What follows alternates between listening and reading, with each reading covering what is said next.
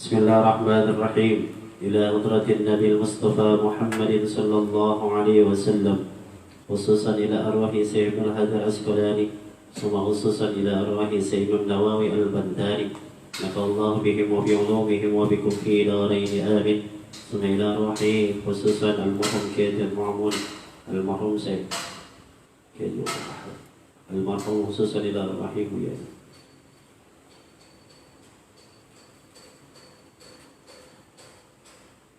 بسم الله الرحمن الرحيم. ولوالدينا ولإخواننا ولأستاذنا ولأصحابنا ولجدنا ولجداتنا ولجميع المؤمنين والمؤمنات والمسلمين والمسلمات الأحياء منهم والأموات ببركة الفاتحة. أعوذ بالله من الشيطان الرجيم. بسم الله الرحمن الرحيم. الحمد لله رب العالمين الرحمن الرحيم مالك يوم الدين. إياك نعبد وإياك نستعين اهدنا الصراط المستقيم صراط الذين أنعمت عليهم غير المغضوب عليهم ولا الضالين. رب اغفر لي ولوالدي آمين. Bismillahirrahmanirrahim. Babus Sudasi, bab yang ke-6 dalam kitab Nasahil Ibad, dan masuk pada fasal dan makalah yang ke-4. Alhamdulillahirabbil alamin, wassalatu wassalamu ala asyrafil anbiya'i wal mursalin wa ala alihi wa sahbihi ajma'in, amma ba'du. Al-mukarram wal muhtaram, para talabul ilmi yang sama-sama dimuliakan oleh Allah Subhanahu wa taala. Alhamdulillah, mudah-mudahan Allah senantiasa menjaga kita dari segala hal keburukan dan senantiasa memberikan taufik dan hidayah kepada kita semua, sehingga kita dalam istiqamah ibadah kepada Allah Subhanahu wa taala. Senandung salawat dan salam tak lupa kita aturkan kehadiran pemimpin dunia dan akhirat kita, wa insyaallah mohon syafaat yaumil kiamat kelak, yaitu baginda Rasulullah sallallahu alaihi wasallam. Masih dalam pembahasan kitab Nasahil Ibad dan masuk pada bab yang ke-6, makalah yang ke-4 dari Umar radhiyallahu anhu. Bismillahirrahmanirrahim. Qala musannifu rahimahullahu ta'ala wa nafa'ana bihim wa bi'ulumihim wa bikum fi darain amin. Wal maqalatur rabi'atu, maqalah yang keempat. Qala Umar radhiyallahu anhu, berkata Sayyidina Umar radhiyallahu anhu. Sayyidina Umar ini selain seorang sahabat, beliau juga seorang mertua Nabi sallallahu alaihi wasallam. Beliau punya adik namanya Fatimah, punya anak namanya Hafsah. Hafsah itu anaknya Sayyidina Umar yang dinikahkan oleh Nabi.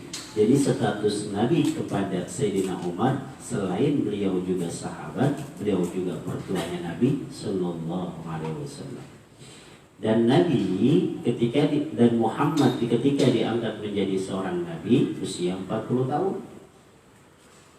Nah, Sayyidina Abu Bakar Siddiq pada saat itu usianya beda 2 tahun, jadi 38 tahun.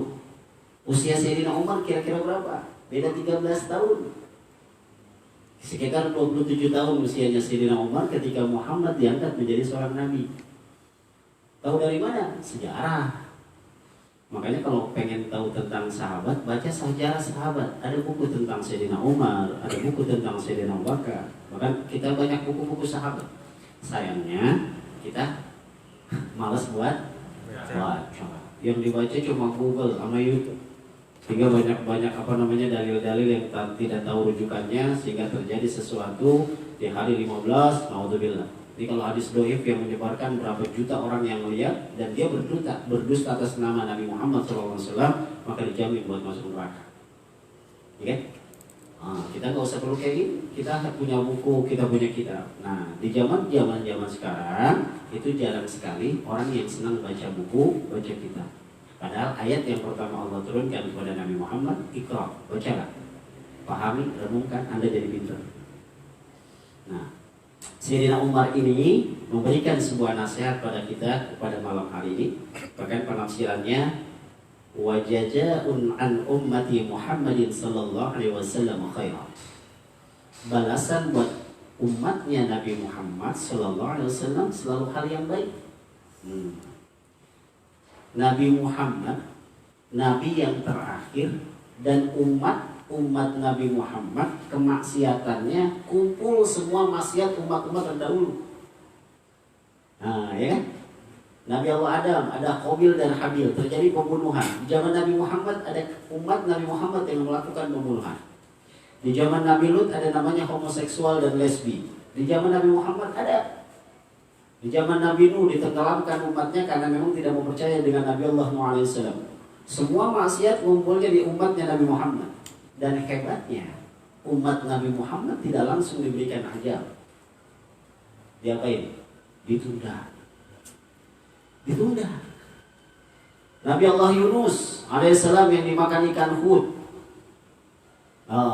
Beliau memohon kepada Allah, ya Allah, saya frustasi nih. Saya frustasi menyiarkan agama Engkau, kalimat tauhid la ilaha illallah wa Yunus Rasulullah. Kata Allah, ente coba lagi selama 40 hari 40 malam berdakwah kepada kaumnya. Kaum Nabi Allah Yunus alaihissalam namanya Naisafur.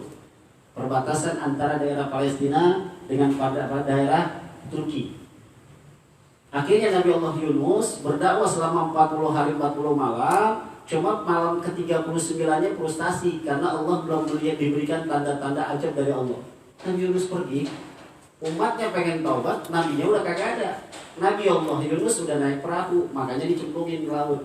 Kalau bahasa kita, tadi ente minta, sekarang ente kabur, gimana sih Yunus? Makanya ditelan. Nah, umatnya Nabi Muhammad itu tidak ada yang diberikan keburukan, walaupun dia maksiat. Maka Nabi Allah Adam pernah berdialog kepada Allah Subhanahu Wa Taala. Ya Allah, saya pengen curhat kepadamu. Curhat apa wahai Adam? Ketika saya melakukan dosa saya kecil. Apa kesalahan Nabi Allah Adam?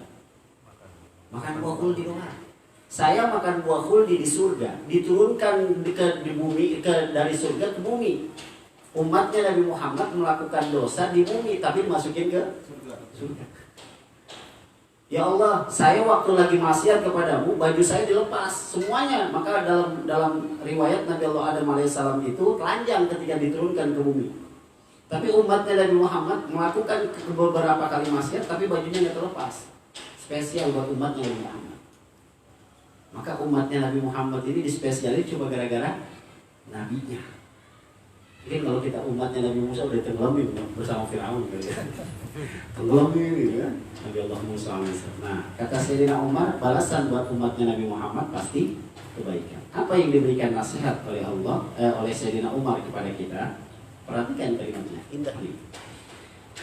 Inna Allah Ta'ala katama sittatan fi sittati minal asya'i katama ridha. Sesungguhnya Allah Ta'ala menyembunyikan 6 perkara dalam 6 perkara. Sesungguhnya Allah Ta'ala memberikan 6 rahasia di balik rahasia. Ada rahasia di balik rahasia Allah. Setiap kalimat, setiap apa yang diberikan oleh Allah, semuanya punya rahasia. Al-Quran punya rahasia, bencana punya rahasia, kebanjiran masjid punya rahasia, virus saat ini ada rahasia. Dan ternyata ini sudah ada rahasia sejak zamannya Nabi SAW.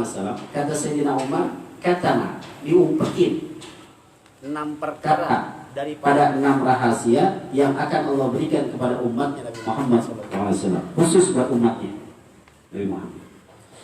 Apa yang pertama? Katama ridha fi ta'atin. Allah menyembunyikan redanya, cintanya, sayangnya kepada seorang hamba yang taat kepadanya. Ada seorang hamba yang senantiasa bersujud kepada Allah, tapi Allah belum nyatakan daripada kecintaannya. Karena kata Allah, kalau ada seorang hamba yang sudah dekat dengan Allah, misal ada seorang hamba yang ketinggalan sholat sunnah, dia merasa resah, itu imannya udah tinggi. Contoh, antum biasanya sholat berjamaah, tiba-tiba sholat sendirian, rasanya ada yang beda, itu pasti. Kalau rasanya ada yang beda, berarti iman itu lagi naik. Antum biasa sholatnya cuma fardu doang, tiba-tiba Allah berikan iman yang tinggi, ada qobliyah, ada ba'diyah. Satu hari kagak melaksanakan qobliyah dan ba'diyah, hatinya resah, berarti iman lagi naik. Antum biasanya kagak sholat duha, tiba-tiba sholat duha. Ada satu waktu yang menyibukkan antum dengan pekerjaan dan belum sholat duha sampai jam 10:30 siang, tapi hati resah, berarti iman lagi naik. Nah, Allah kalau udah cinta sama hambanya, keresahan itu bagian dari rasa cinta yang Allah berikan sama kita. Antum biasa tahajud, pengen tidur aja resah. Tatajafa junubuhum 'anil madaji yad'una rabbahum khaufan wa tama'an wa mimma razaqnahum yunfiqun. Ada seorang hamba yang berbolak-balik tidurnya karena ketakutan kagak sholat tahajud. Ketakutan kagak sholat tahajud. Kita tidur puas banget. Ngorok lagi ngorok. Ngorok, udah ngorok, mangap, ngiler. Ini tidurnya Nabi nggak begitu. Jadi kalau antum pengen tidur ada perasaan resah, ya Allah jangan sampai kesiangan ya Allah, saya malu kepadamu ya Allah, saya malu. Rasa sifat perasaan itu yang rasa malu itu berarti iman lagi naik. Nah makanya gimana cara mencintai dan cara mencari cintanya Allah kepada kita. Dengan cara apa? Taat. Allah menyembunyikan kalau ada hamba yang taat, itu Allah senang sama dia. Bahkan Allah akan curhat pada malaikatnya, hai malaikatku, saksikan fulan bin fulan aku cintai. Hati-hati, kalau udah bilang aku cinta, yang bermasalah sama dia urusannya sama saya, kata Allah. Yang ngejek dia urusannya sama saya. Maka sekali lagi hati-hati. Bahkan ada sebuah hadis yang antum akan temukan riwayat Imam At-Tirmizi, tidak boleh suuzon pada orang yang sering datang ke masjid. Ada si A ke masjid dulu tapi nyolong sendal, kita nggak boleh sujud. Padahal kerjaan dia nyolong sendal, kita nggak boleh sujud. Atau dia ke masjid cuma nyolong korek, itu nggak boleh juga. Nggak boleh sujud kecuali terbukti. Iya. Baru mau ngomong Terbukti. Banget lagi. makanya saya ikat korek. Jadi Allah menyembunyikan kecintaannya kepada orang yang taat. Maka lihat, orang yang ke masjid kalau mau dibilang absen, yang datang dia juga. Andai saja masjid seperti kantor yang punya absen, andai saja seperti itu, kemungkinan yang datang dia juga. Makanya sunnah hukumnya, kalau misalnya Haji Jamal tiba-tiba kagak datang sholat subuh, nanya, kemana Bang Haji? Kok gak sholat subuh? Itu hukumnya sunnah. Sama nanti di surga. Ya Allah, kemana si fulan? Kok biasanya dia sholat bersama saya ngaji, bersama saya sholat jamaah. Kok saya temukan di surga? Itu sunnah nanya. Kemana si Sukron? Kok kagak ngaji-ngaji? Ron kemana? Kok Juhur gak ada di masjid? Itu nanya. Kenapa? Karena kecintaan hamba kepada hamba bagian daripada kecintaan Allah kepada hambanya. Diumpetin tuh, lempengan mana kita taatnya. Makanya jangan pernah meremehkan ketaatan walaupun sedikit. Makanya saya pernah katakan, antum baca Quran lah. Baca Quran walaupun sedikit. Siapa tahu pas lagi baca Quran itu Allah redha sama kita. Allah redha. Nah ini saya kisahkan kepada Imam Al-Ghazali yang pernah kita dengar bahwasanya beliau ini adalah seorang yang mengarang kitab yang sampai sekarang itu tidak ada yang bisa mengalahkan kecerdasannya. Kitab Ihya Ulumuddin. Ketika beliau meninggal, dimimpikan oleh seorang muridnya. Dalam mimpinya berdialog. Hai muridku, tahukah kamu apa yang membuat Allah berikan kemuliaan ini kepada saya? Saya diberikan surganya Allah Subhanahu wa taala. Saya diberikan kenikmatannya dari Allah Subhanahu wa taala. Saya diberikan pakaiannya yang bagus dari Allah Subhanahu wa taala dalam mimpi. Kata muridnya, wajar wahai guruku, engkau kan orang yang alim. Kamu kan sering puasa. Bukan. Engkau kan sering sholat tahajud wahai guruku. Bukan juga. Bukan gara-gara itu. Engkau kan sering menghatamkan Quran wahai guruku. Tidak juga. Lantas gara-gara apa engkau mendapatkan kalimat seperti ini wahai guruku? Kalimatnya begini. Satu hari ketika saya lagi mengarang kitab Ihya Ulumuddin, kan kalau orang dulu mah pakai sistemnya tinta celup, colek, celup, tulis. Satu hari ketika saya sedang mencelup tinta saya untuk mengarang kitab, ada seekor lalat yang menghirup tintaku. Maka aku diamkan sampai tanganku tidak bergerak. Dan sampai lalat itu kenyang meminum tintaku, baru aku teruskan daripada penaku berjalan. Cuma gara-gara lalat minum tintanya, maka Allah redha daripada kelakuan aku. Yang lain kagak dianggap. Maka lempengan mana nih kita nih? Lempengan mana? Maka kata Nabi, yuk jangan pernah ngeremehin walaupun hanya kamu memindahkan duri di jalan, gitu kan? Antum lagi naik motor, ya Allah ada paku, sebentar aja berhenti, ambil paku buang, siapa tahu Allah redha di situ. Yang penting nggak dikasih tahu, nggak kasih tahu sih tukang-tukang ban tambal ban itu. Iya, kita sedekah banyak-banyak, nggak taunya ada fakir miskin yang lagi di jalan, kita ngasih 5.000, siapa tahu dengan 5.000 itu pas lempengan Allah lagi redha sama kita. Jadi jangan pernah meremehkan kebaikan walaupun hanya secuil memindahkan duri dari jalan. Tuh. Imam Asy'ari ketika beliau pulang ngajar, ada kucing yang lagi kedinginan. Anak kucing namanya Kuro. Kalau kucing kampung namanya Kuro, Hariro. Kalau kucing rumahan tuh yang Anggora namanya Kitun. Beda, kucing rumahan Kitun, kucing kampung Kiro. Makanya disebut Abu Hurairah. Bapaknya kucing kampung. Imam Asy'ari ketika beliau pulang ngaji, pulang ngajar, beliau melihat anak kucing kedinginan, diambil anak kucing tersebut, dimasukin ke baju gamisnya. Disayang, sambil baca kitab, beliau mengangon daripada mengayomi kucing yang lagi kedinginan. Waktu beliau meninggal, Allah berikan sebuah kenikmatan disebabkan karena kucingnya, karena penuh kasih sayang, nolongin kucing, Allah berikan kenikmatan. Karena saya senang kepada hamba yang menolong hambanya walaupun hanya seekor kucing. Antum bacalah hadis. Hadisnya di Imam diantaranya di Bulughul Maram. Ada seorang yang penjual diri, seorang wanita yang menjual dirinya. Ya kalau bahasa sekarang mah jual diri buat dibayar gitu ya. Ketika dia pulang dari tempat yang maksiat, dia kesiangan, lantas ada anjing yang sedang kehausan, anjing loh, sedang menjilat-jilat pasir karena kehausan. Akhirnya itu si wanita turun ke sumur, diceritain sama Nabi, diambil airnya, cuma gara-gara kayak gitu Allah itu kan. Itu masuk surga. Jadi sholat itu kadang-kadang kagak dianggap dibanding sosialnya seorang hamba kepada hamba, sesama hamba. Keluarlah hadis dari Nabi, ta'awanu 'alal birri wa taqwa wa la ta'awanu 'alal ismi wal 'udwan. Saling tolong menolong. Kadang-kadang sholat kita tidak diperhatikan sama Tuhan karena banyak kekurangannya. Coba aja. Sholat tarawih lama, hatinya berendam. Siapa sih imamnya lama? Kepanjangan, gak berendam. Puasa curhat, lapar banget di puasa. Gimana lu puasa? Itu bahaya. Iya, mendidik hati.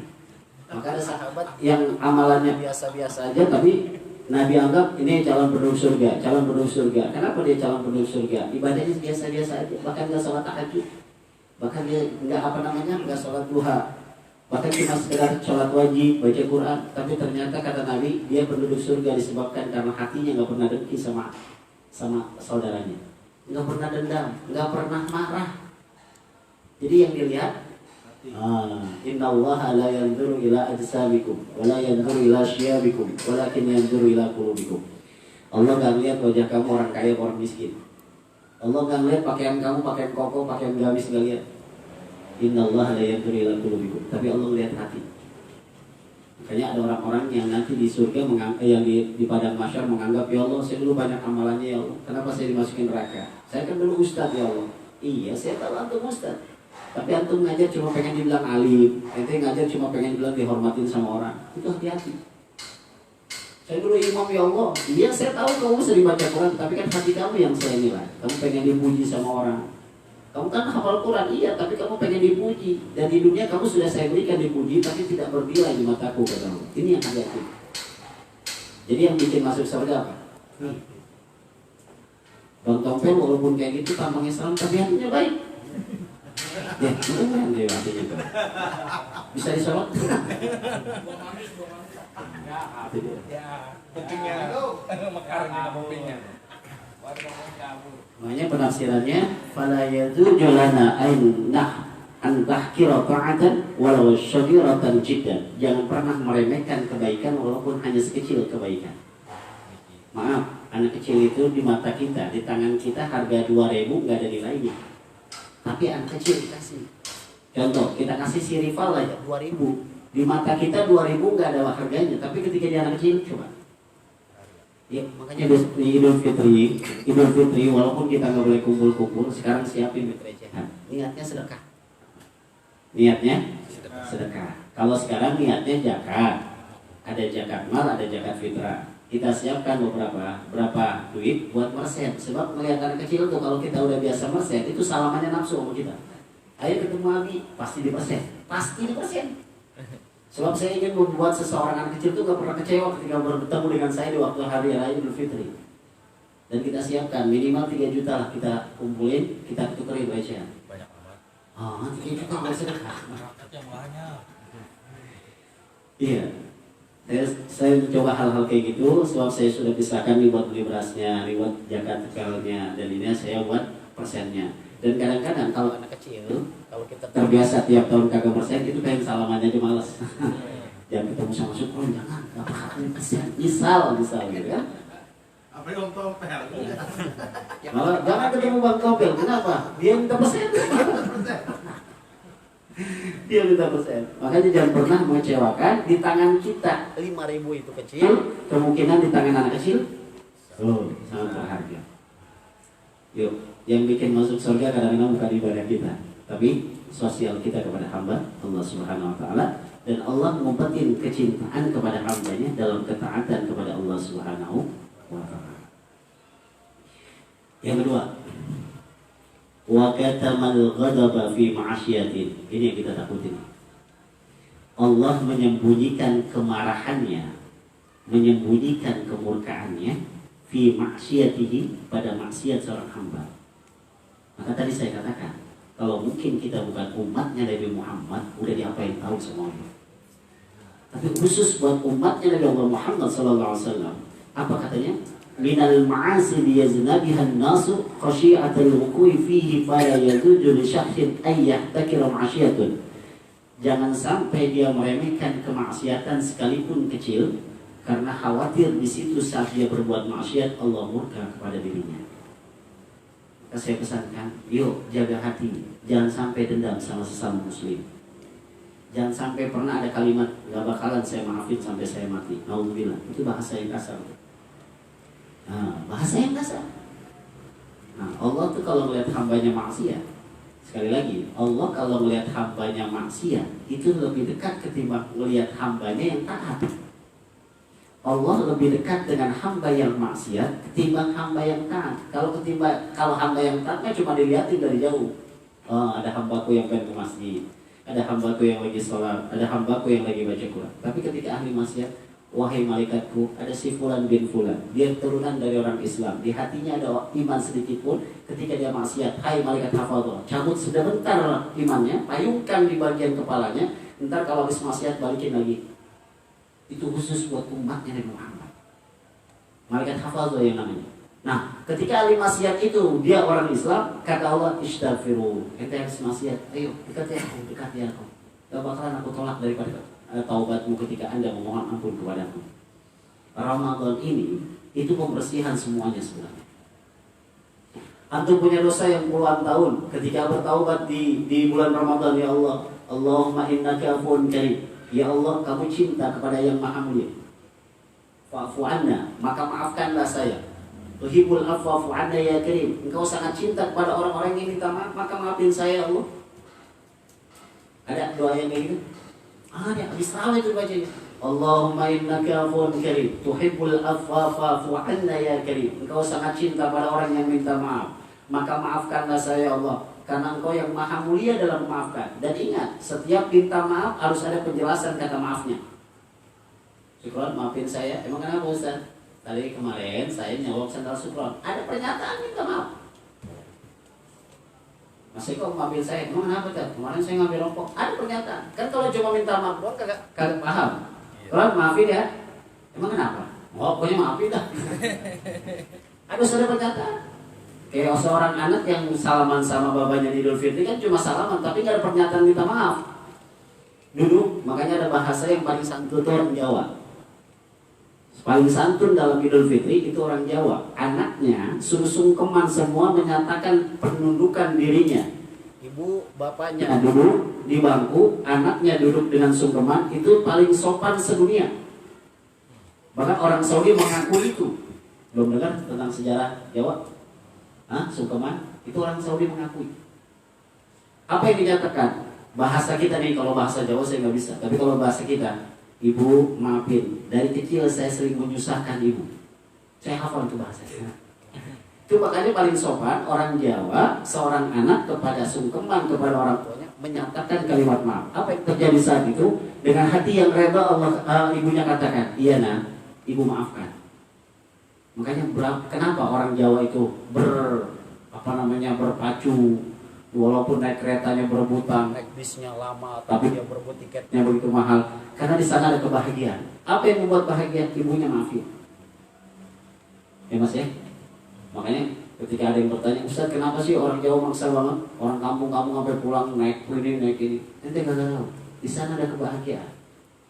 Makanya kalau orang yang sering ibadah, kenapa demen sama mati? Kenapa kagak takut mati? Karena saya tahu di sana ada kebahagiaan. Mana? Ketemu dengan Allah. Sama orang Jawa, naik kereta di zaman saya kecil sampai lewat jendela gitu kan. Sampai saya ngerasain naik kereta di atas tuh. Padahal kalau dibikinin sekarang kalau kesetrum saya mati dari dulu gitu. Tapi di sana ada kebahagiaan. Mana kebahagiaannya? Ketika Idul Fitri, tidak ada rasa kebahagiaan ketika tangan seorang anak menyentuh daripada bahunya atau daripada pahanya orang tua dengan kata, "Nah, saya rela kepadamu dan saya maafkan semua kesalahanmu." Itu bahagia. Sama.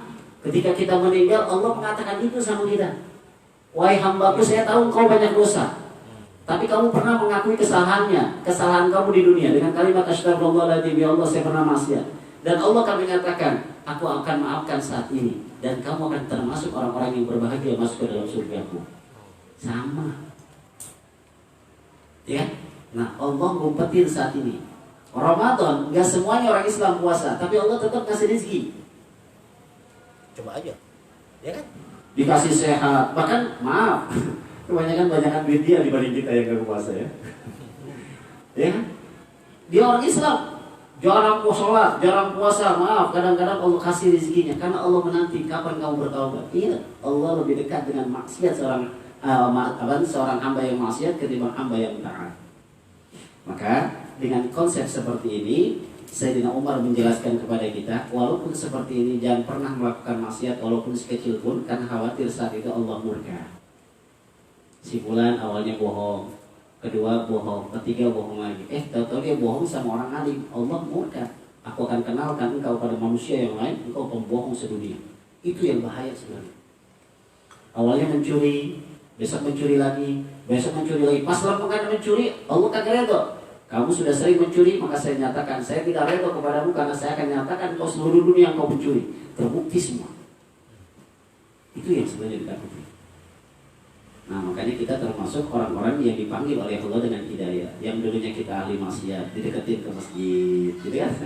Dulu ngeliat masjid ngelengos, sekarang masuk. Karena Allah selalu mengharapkan hambanya buat senantiasa bertaubat kepada Allah Subhanahu Wa Taala. Bahkan dalam hadis Nabi istighfar satu hari satu malam 70 kali, wa qalil akhar 100 kali. Tapi bagi umatnya Nabi Muhammad, kalau ada seorang umat Nabi Muhammad dia banyak dosa, walaupun seluas lautan, setinggi gunung, lantas dia mengatakan, ya Allah saya bertaubat dengan tetesan air mata, itu satu air mata 70 kali hasta untuk dijauhkan dari neraka. Ya Rasulullah, berapa 70 hasta dari neraka? 700 perjalanan untuk tidak masuk dalam neraka. Cuma satu tetes air mata. Maka saya katakan, yuk tiap malam Ramadan sholat tasbih. Antum kalau sudah merasakan sholat tasbih badannya ente, ganti oli lah. Jangan motor doang diganti oli. Oh iya saya nggak bisa sholat tasbih, ayo kita jamaah. Kita jamaah. Kata Subhan, nggak mau kelamaan. Kelamaan. Iya, enakan main catur lah daripada sholat. Bang Haji itu Bang Haji. Ketiga, wa katama lailatul qadri fi syahri Ramadan. Allah memberikan rahasia malam Lailatul Qadar di malam bulan Ramadan. Kenapa ini? Karena satu Ramadan, satu malam Lailatul Qadar itu seukuran adalah 1000 tahun. Berapa 1000 tahun? 83 tahun 4 bulan. 83 tahun 4 bulan. Kalau saat ini usia kita 40 tahun, lantas kebetulan Allah berikan kita lagi saat malam Lailatul Qadar baca Quran, maka Allah itu 40 dikali 83 tahun kali 4 bulan kali 1000 tahun. Banyak. Dan usia umat Nabi Muhammad nggak mungkin sejauh itu. Dari mana ini rahasianya? Dari mana ini rahasianya? Satu hari malaikat Jibril pernah cerita sama Nabi. Habis ceritanya begini, Rasulullah, bahasa kita nih ya, mau gak saya ceritain? Ada anak muda hebat ibadahnya. Malaikat Jibril tuh paling senang cerita sama Nabi, dan Nabi paling senang dengan cerita malaikat Jibril. Di zaman Bani Allah Israel, kaumnya Nabi Allah Musa alaihissalam, ada anak muda yang usianya 1000 tahun. Kerjaannya buat ibadah. Malamnya ibadah 1000 tahun, selama itu 1000 tahun dia paginya berdakwah kepada umatnya untuk masuk ke dalam agama Allah Subhanahu wa taala. Dan Allah berikan kebaikan selama 1000 tahun. Habis dengar cerita, Nabi nangis. Kata mereka Jibril, bahasa kita enak, kenapa nangis? Diam. Akhirnya Nabi bilang, hai Jibril, umatku tidak akan ada sampai usia sejauh itu. Umatku nggak mungkin ada yang usia sampai 1000 tahun. Umatku nggak mungkin sampai ibadah selama 1000 tahun. Bagaimana nanti tentang kondisi umatku nanti di alam di padang mahsyar, di surga, di neraka, ketika nanti ibadahnya tidak mencukupi untuk masuk tiket ke dalam surga. Mereka Jibril bingung pengen jawab apa. Curhat sama Allah. Ya Allah, Rasulullah begini. Apa katanya? Nih, saya beritahu. Inna anzalnahu fi lailatin. Surah apa? Al-Qadar. Surah keberapa? Antum kalau bicara surah keberapa? Ayat A berapa? Ngapain kon? Ngitung lagi. Nah, sejarahnya inna anzalnahu fi lailatul qadr. Wa ma adraka ma lailatul qadr. Lailatul qadri khairun min alfi syahrin. Tanazzalul malaikatu war-ruhu fiha bi'izni rabbihim min kulli amr. Salamun hiya tamat ghaifan. Hai Jibril, kasih tahu Muhammad, kalau umatnya nanti ada di malam bulan Ramadan, ada malam yang disebut dengan malam Lailatul Qadar. Laila, malam Al-Qadar yang terang benderang. Yang apabila umatnya Nabi Muhammad saat itu sedang sholat tarawih, maka saya akan kalikan 1000 kali 83 kali 4 bulan. Kalau yang saat itu lagi baca Quran, saya kalikan semuanya. Saat itu lagi ibadah kepadaku, saya kalikan semuanya. Sampai waktu fajar, maka usianya akan lebih daripada anak muda yang tadi kamu ceritakan selama 1000 tahun. Tapi Allah rahasiakan di malam bulan Lailatul Qadar. Tapi Nabi memberikan rahasia. Dan Nabi setiap tahunnya sholat tarawih cuma 3 kali. Ingat, Nabi sholat tarawih berjamaah di masjid bersama sahabat cuma 3 kali dalam 1 bulan. Nabi sholat isya, habis sholat isya pulang, sholat isya pulang. Tapi ke malam ke-21, malam ke-23, malam ke-25, Nabi jamaah. Terakhir ditanya oleh sahabat, ya Rasulullah, kenapa engkau gak sering-sering sholat berjamaah dalam kondisi sholat tarawih? Nabi hanya menjawab, kalau saya sering jamaah khawatir sholat tarawih ini dianggap wajib oleh umatku nanti. Makanya jadi sunnah hukumnya. Nah, maka malam Lailatul Qadar ini dirahasiakan oleh Nabi dan oleh Allah Subhanahu wa taala dalam konsepnya bahwa agar setiap umat Nabi Muhammad yang dalam puasa Ramadan bersungguh-sungguh beribadah di malam hari. Kan kalau udah ketahuan kan enak. Besok aja ibadahnya tanggal malam 25, siapa tahu pas malam Lailatul Qadar. Gitu kan? Dari awal enggak tarawih.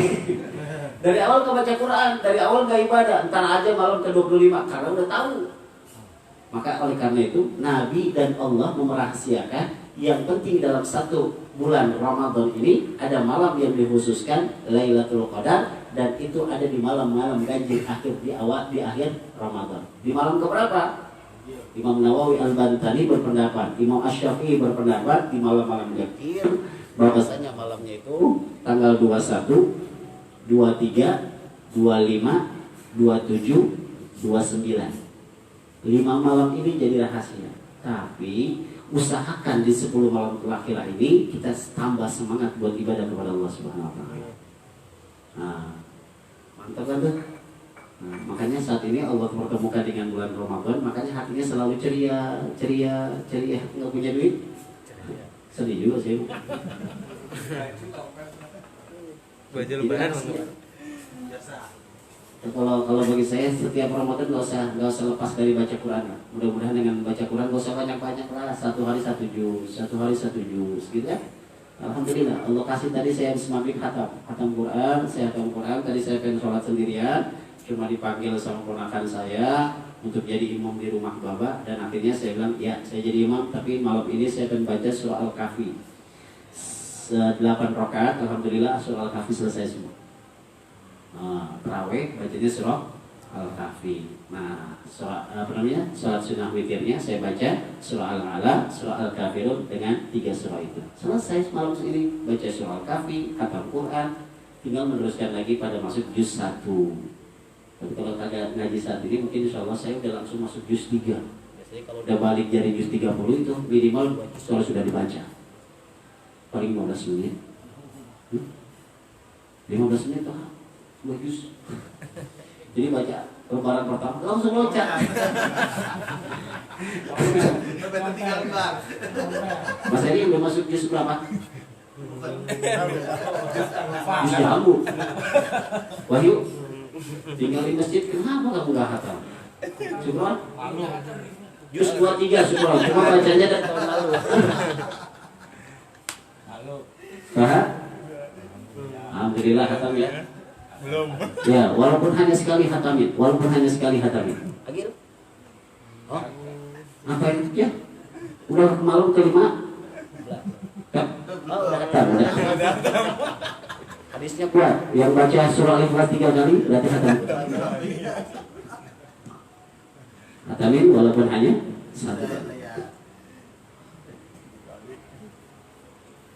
Jadi malam Lailatul Qadar itu sebagai tamu spesialis Allah Subhanahu wa taala dan hanya orang yang dikhususkan. Ada doa khusus. Allahumma. Mau diajarin? Allahumma arina Lailatul Qadar wa arina wajhan nabiyina Muhammadin sallallahu alaihi wasallam fil manam. Ini doa khusus saya kalau habis sholat wajib dan saya jarang baca buat jamaah.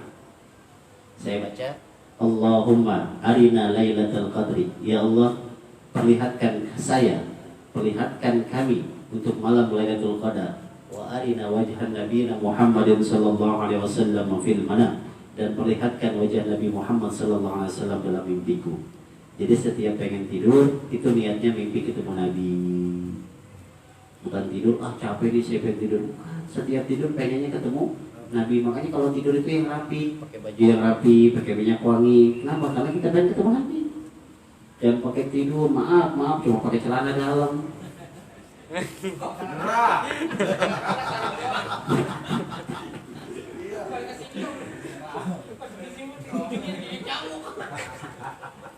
Jangan. Tidur itu adalah menuju nilai kematian. Maka tidurlah dengan cara yang baik. Makanya Nabi ngajarin pakai wudu, pakai doa, tidurnya yang rapi. Ingat, Nabi itu tidurnya pakai gamis. Nabi tidur pakai gamis, ya kan? Iya. Kita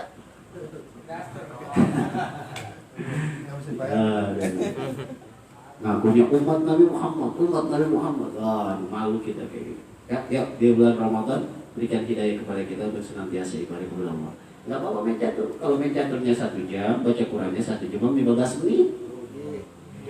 Nggak masalah. Ya 15 menit baca Qurannya, yang penting lebihin daripada permainannya, gitu kan? Emang paling enak main sih, nunggu maghrib main, gitu kan? Ngabuburit. Kalau nunggu maghrib main enak bahkan nonton ngopi. Nah, gitu. Jadi nunggu maghrib istirahat aja. Jadi pas lagi azan Allah berantuk udah kenyang.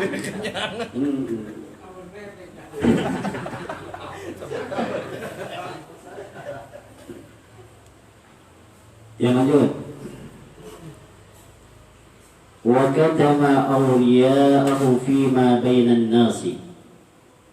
Dan Allah menyembunyikan wali-walinya, waliullah, awliya, orang-orang yang dimuliakan oleh Allah, fima bainan nas, di antara manusia-manusia, dengan tujuan bahwa agar kita satu sama lain tidak selalu merendahkan, meremehkan satu sama lainnya.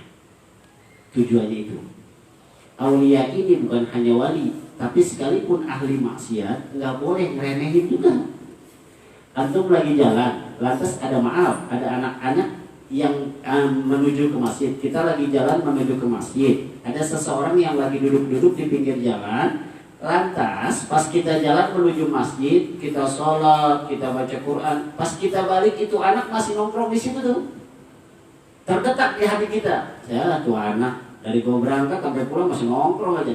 Itu sholat kita batal semua tuh. Sholat kita batal semua.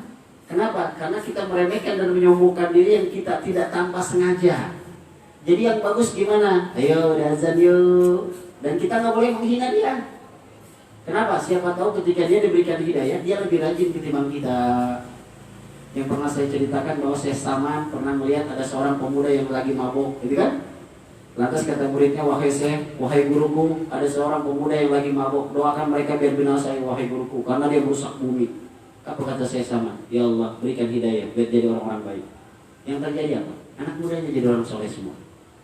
Jadi kalau anak-anak muda kita yang lagi pada nongkrong yang nggak sholat, jangan diomelin, jangan diremehkan. Siapa tahu ketika kita meninggal dia bisa jadi pengganti imam buat kita. Dia yang bisa mengganti daripada orang-orang yang mengisi masjid. Doain tadi, ya Allah berikan kebaikan semua. Yang salah maaf, kadang-kadang ustadznya salah cara doa. Ya Allah, yang kagak sholat matiin ya. Yang kagak sholat bilang, jangan. Doanya kagak baik. Nah, di antara wali-wali Allah ini adalah orang yang dimuliakan oleh Allah Subhanahu wa Ta'ala. Siapa di antaranya yang masih hidup saat ini? Maka di antaranya ketika wali Allah itu sudah tidak ada di dunia, maka akan terjadi kiamat. Ingat, selama masih ada wali, Allah jaga dunia ini. Di antaranya siapa? Nabi Allah Khidir alaihissalam. Saya pernah nanya, rahasia ini rahasia kita nih. Guru saya, almarhum Guru Ma'mun, Kong, kalau pengen ketemu Nabi Allah Khidir gimana? Sering-sering Fatihah sama beliau. Dan kalau salaman, itu kan kalau kita mas salaman begini nih. Ya kan? Nah, kalau salaman itu dibekep. Jadi kalau ente ketemu sama orang yang baru dikenal, sama orang rada-rada aneh, itu salamannya pegang jempolnya. Kalau jempol kanannya lembek, itu Nabi hadir. Ya. Karena jempol ini hanya dihususkan buat Nabi Allah hadir. Kalau dia tangan kanan jempol tangan kanan dia lembek, antum salaman begini, itu Nabi Allah hadir. Jadi saya punya amalan yang dihususkan buat bertemu dengan Nabi Allah Khidir. Di antaranya adalah Fatihah kepada Nabi Allah Khidir alaihissalam. Nah, yang kedua, sesama kita kadang-kadang suka meremehkan ahli maksiat dengan ahli ibadah. Dan itu tidak dibolehkan oleh Allah Subhanahu wa Ta'ala dan tidak dianjurkan oleh Nabi Sallallahu Alaihi Wasallam. Karena siapa tahu ahli maksiat bisa menjadi orang yang alim. Mana contohnya? Di antaranya adalah Syekh Abdul Qadir Al-Jilani. Murid pertama adalah seorang pemabuk. Ya kan? Pernah dengar ceritanya? Syekh Abdul Qadir Al-Jilani, murid pertama, orang mabuk, ahli maksiat. Dan para guru-guru kita juga kebanyakan dari ahli maksiat menjadi orang-orang yang taubat. Lihat Sayyidina Umar bin Khattab, pembunuh kelas kakap, berbuat zina, berbuat mabuk tiap hari. Tapi ketika Allah kasih hidayah, bahkan kata Nabi, kalau ada Nabi selain setelah saya, maka Umar jadi Nabi. Padahal habis ahli maksiat. Maka dari bahasa ini Allah memberikan penerangan ulama, ahli maksiat yang bertaubat lebih mulia ketimbang ahli ibadah yang menyombongkan dirinya dengan ibadahnya. Itu yang bahaya tuh. Dia ketemu sama dia mau sholat. Nggak boleh. Siapa tahu, sholat yuk. Makanya saya sengaja ketika ngajak adik-adik saya untuk menghafal Quran, karena saya ingin punya generasi penghafal Quran. Walaupun dia nggak hafal semua, tapi ada beberapa surah dan itu terbukti. Ternyata anak-anak kita banyak yang hafal surah An-Naba. Terbukti anak-anak kita termasuk ada yang menghafal surah Al-Kahfi 1-15. Dan yang saya nggak sangka si Randy itu yang dekat kontrakan Cing Umang, bapaknya preman, maaf, tapi anaknya yang begitu menghafal apa? Saya surah Al-Kahfi. Dan saya dengarkan bacaannya itu bagus dan bacanya benar semua. Enggak saya sangka anak-anak yang kita remehkan Bandung kayak gitu ternyata mereka lebih banyak hafalannya dibanding kita. Agil hafal surah Al-Mulk. Saya tanya surah keberapa, ayat keberapa dia tahu. Ayat saya pindah-pindahin tahu. Sukran? Kagak tahu. Oh, sukran udah di luar kepala semua. Tahu kan? Padahal kita sering memilih mereka kan, hei jam ini sih masjid gitu kan. Ternyata mereka ada yang hafal surah Al-A'la, ada yang hafal surah Al-Ghasyiyah, gitu kan? Kita sendiri belum tentu hafal. Maka ini yang harus kita jadikan generasinya. Oh iya, kita nggak bisa sedekah. Makanya saya senang banget. Ente salah aja masih ada kasih duit. Ente salah dia baca terbalik-balik gitu, masih dikasih duit. Tinggal ya, masih bagi duit. Lumayan nih buat jajan ya. Jadi jangan pernah meremehkan orang lain walaupun sekalipun dia ahli maksiat. Lanjut. Wa katamal mauta fil umri. Allah merahasiakan kematian pada umur kita. Allah merahasiakan kematian pada umur kita. Ada yang tahu usia berapa kita akan meninggal? Nggak ada. Umur itu dari kata umrun, umara, sesuatu yang diberikan manfaat. Jadi setiap hari apa manfaat diri kita? Maka umur itu jangan sampai kelewat tanpa adanya manfaat. Hari ini kita jamaah, besok belum tentu bisa jamaah, maka pertahankan jamaahnya. Hari ini kita sholat tahajud, mungkin besok malam kita belum bisa tentu tahajud, maka umur kita jangan sampai itu terlepas dari kita. Maka sangat rugi kalau orang-orang bisa hari ini sholat subuh, besoknya enggak, besok bisa sholat subuh, besok enggak. Itu bahaya. Kenapa? Sebab kita tidak ada yang tahu umur sampai di mana kita akan diberikan batas, dan kita belum ada yang tahu. Wa ma tadri nafsun madza taksibu ghadan, wa ma tadri nafsun bi ayyi ardin tamut. Tidak ada yang tahu apa yang akan dikerjakan besok, dan tidak ada yang tahu di bumi mana kita akan mati. Maka kalau kita melihat orang lagi syakaratul maut, atau kita lagi nyelawat pada orang yang mati, kita nangis. Bukan yang nangisin sebenarnya diri si mayit. Mertua saya meninggal, saya mau bukan nangisin mertua, saya nangisin saya. Kenapa? Bapak udah selesai, anak terakhir sudah dinikahkan, bahkan ini adalah hari terakhir buat semuanya, anak yang terakhir, dan meninggalnya ketahuan ada di rumah. Kita belum tentu ketahuan ada di mana.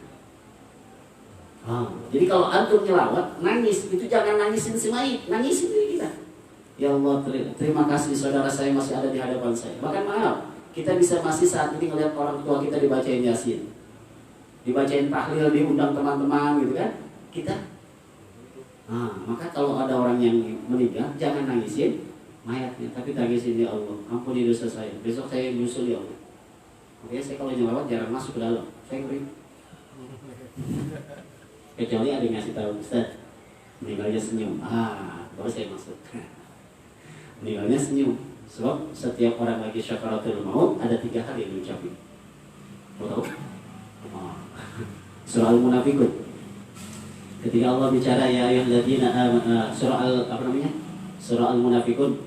Ya ayyuhalladzina amanu la tulhikum amwalukum wala auladukum an dzikrillah wa may yaf'al dzalika fa ulaika humul khasirun wa anfiqu mimma razaqnakum min qabli ay ya'tiya ahadakumul maut. Lihat ayat ke-10-nya.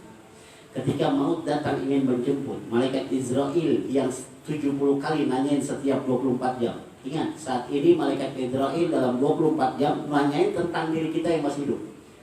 Ya Allah, kapan si Hudri? Ntar nanya lagi, bawel banget nih malaikatnya. 1 hari 24 jam nanyain tentang satu orang itu 70 kali.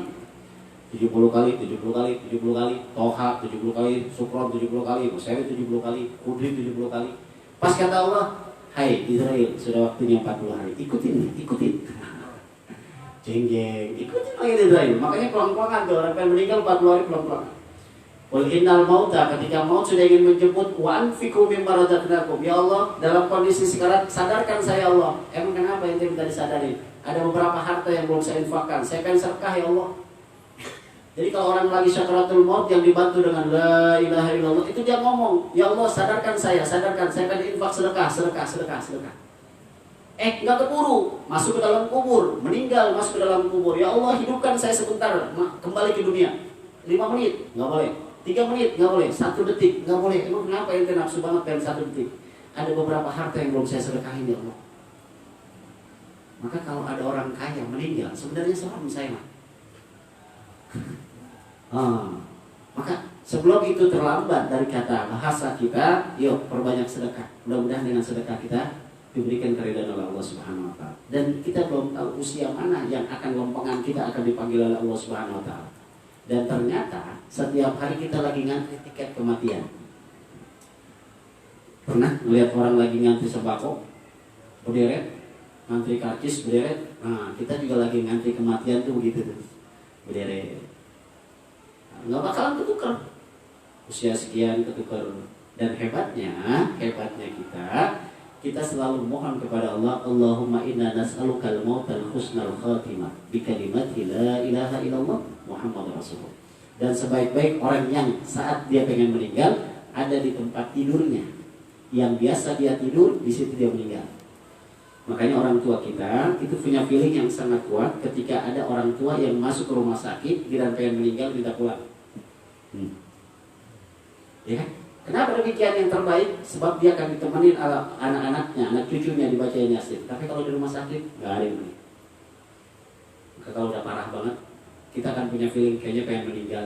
Tuh. Kalau orang-orang yang dekat sama Allah pengen meninggal dikasih tahu, bentar ya pengen meninggal. Minta maaf ya, minta maaf, betul. Dan Allah akan memberikan tanda-tandanya, diantaranya adalah malaikat Israel disuruh ngikutin pada masa 40 hari menjelang kematian. Mana terasanya pas 7 hari ingin dicabut itu udah ada aura yang pengen kayaknya saya akan meninggal. Gitu. Jadi kalau ada orang sakit yang masih ingat mati, nggak jadi mati. Tapi kalau orang sakit lupa mati, mati. Tuh yang diucapkan yang pertama sedekah. Yang kedua, ampuni dosa saya ya Allah, ampuni dosa saya. Yang ketiga, ya Allah, kalimat tauhid la ilaha illallah. Jangan sampai lisan ini tidak basah dengan kalimat la ilaha illallah. Makanya kalau zikirnya ahli tarekat, habis kalimat la ilaha illallah, la ilaha illallah, kan ada bahasa Fatihah terus diamnya lantas begini. Itu lidahnya ditaruh ke atas, dimasukin ke langit-langit, biar nyentuh dengan kalimat Allahu Allah, Allahu Allah. Jadi diamnya kita tuh Allahu Allah sambil lidah ini lengket ke bagian langit-langit bagian dalam. Jadi dilipat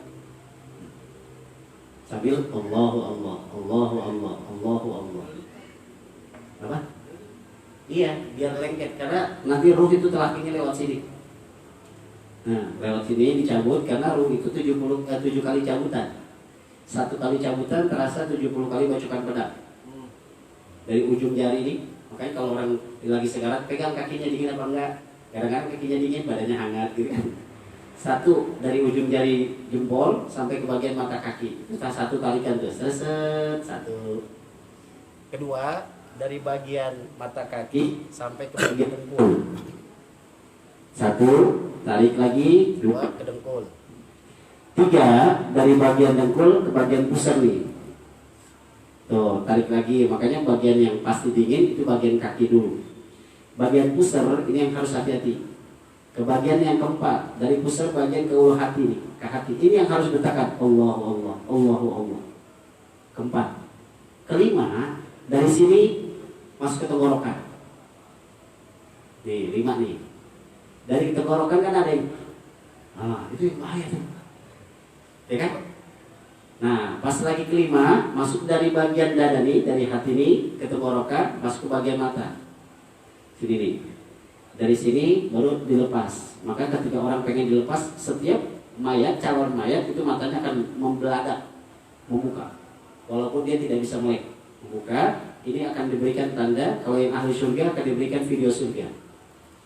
Terus kalau yang ahli neraka akan diberikan videonya neraka. Maka ada orang yang setelah ruhnya hilang, ada yang senyum, ada yang cemberut. Pas dibuka, serem banget itu yang baik. Nah, kita kira-kira yang termasuk husnul khatimah atau sul khatimah. Alhamdulillah kalau sul khatimah. Ayo, makanya sering-sering berdoa, Allahumma inna nas'aluka al-maut wal husnul khatimah bi kalimati la ilaha illallah Muhammadur Rasulullah. Dan tidak ada sesuatu yang tidak pasti kecuali kematian. Pasti mati. Pasti mati. Yang terakhir, wa katama salatal wusta fis shalawati, dan Allah menyembunyikan salat yang paling perfect, yang paling banyak faedahnya dibanding salat 5 waktu. Apakah di subuh, apakah di zuhur, apakah di asar, apakah di maghrib, apakah di isya, tapi kesimpulannya jangan pernah lepas 5 salat ini. Karena setiap salat akan menjadikan pertanyaan pertama di padang mahsyar. Apa hadisnya? Awwalu ma yuhasabu yaumal qiyamati as-shalat. Nanti yang pertama ditanya tentang amal seorang hamba di padang mahsyar adalah bagaimana sholatnya. Maka jangan pernah meremehkan sholat. Ada orang yang nanti banyak hartanya berlimpah, mobilnya banyak, tapi dia meninggalkan sholat asar. Sholat asar dia tinggalin, itu dianggap orang yang lagi bangkrut di dunia dan akhirat.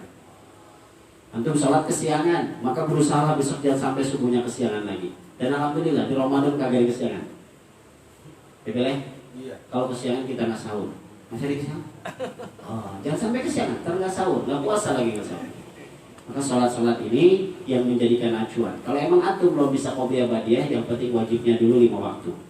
Tapi kalau sudah bisa, tambahkan qobliyah. Sudah bisa lagi badiah, tambahkan lagi duha, tambahkan lagi tahajud.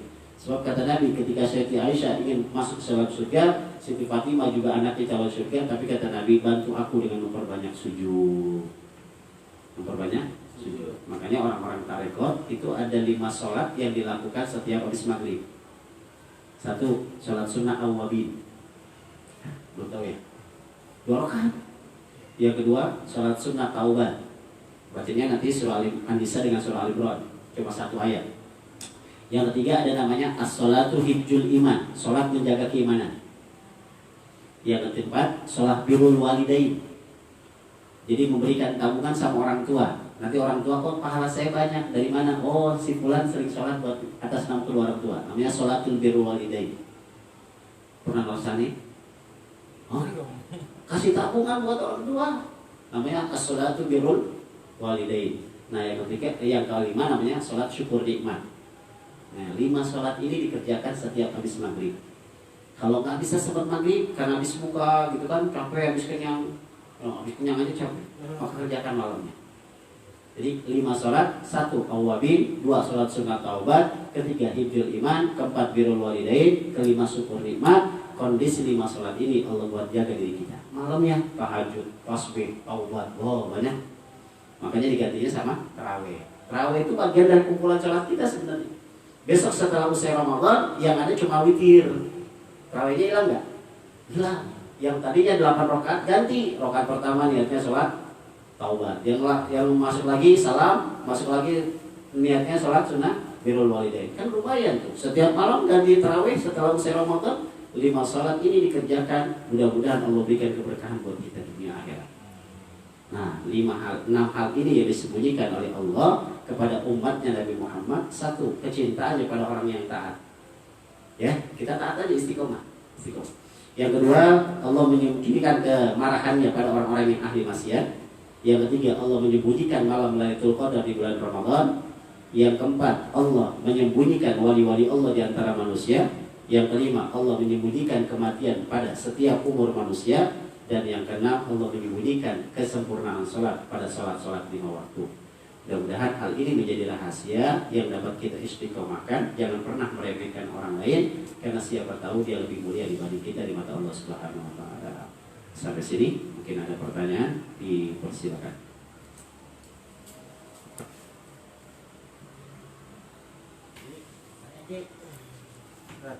Dan apa namanya, mulai zakat fitrah nih, masalah zakat fitrah kan banyak nih yang sumbangan-sumbangan dari beras dari pemerintah. Itu boleh nggak untuk zakat fitrah dari sumbangan-sumbangan seperti itu tak? Sumbangan itu pemberian hak pribadi. Saya memberikan pada sukron. Setelah saya memberikan pada sukron, hak siapa itu beras? Sukron. Dia mau diapain, dia mau dimasak, dia mau dijakatin, gak bermasalah. Kalau memang adalah sumbangan yang sudah diberikan. Yang jadi permasalahannya bukannya pada hal sumbangannya, tapi kualitas berasnya. Ya, itu dia, kualitas berasnya. Kalau memang berasnya kurang enak untuk dimakan oleh orang lain, maka kita lebih baik beli yang lain. Nah, yang kedua, saya dapat zakat. Apakah beras yang diterima dengan zakat boleh dijakatin lagi? Boleh, sebab udah hak prerogatif. Jadi jangan bertanya tentang sumbangannya, tapi bertanya tentang kualitas berasnya. Kata Nabi, berikan kualitas yang terbaik. Sekarang beras yang termahal berapa duit per liternya? Nah, 11.000. Maka cari apakah beras yang dapat sumbangan itu juga berharga yang sama dengan kualitas yang sama. Kalau tidak, beli beras yang lain. Kalau saya seperti itu. Kalau saya lebih memilih, walaupun di rumah ada beberapa kantong beras, tapi lebih senang saya membeli dengan yang sudah ditakar. Yang kedua, jangan hanya beras, sebab kita punya duit. Kasih, jangan orang suruh makan berasnya doang terus kasih buat beli lauk. Ya, mungkin malam minggu besok nih kita punya apa namanya, ditakar dulu bagi orang-orang yang jadi panitia. Oke, ada lagi?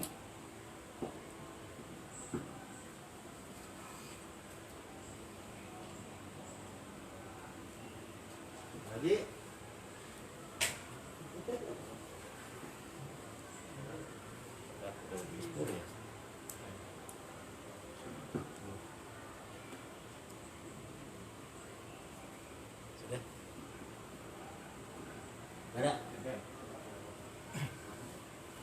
Yuk, kalau nggak ada kita tutup. Subhanakallahumma wa bihamdika asyhadu an la ilaha illa anta astaghfiruka wa atubu ilaik. Allahumma shalli wa sallim wa karim ala sayyidina Muhammadin wa ala ali sayyidina Muhammad. Allahumma qanni'na bima razaqtana wa a'simna min haitsu nahaitana wa la tuhawwijna ila man aghnaytahu 'anna wa ahshurna fi dhamrati ummati sayyidina Muhammadin sallallahu alaihi wasallam. وبكأسه فاسقنا وبمعاسك ذنبنا وعلى التقوى عمتنا وللذكر ألحمنا ومن ورثة جنة النعيم فاجعلنا وأسئدنا ولا تشكنا يا ذا الجلال والإكرام. اللهم انفعنا بما علمتنا وزدنا علما ينفعنا.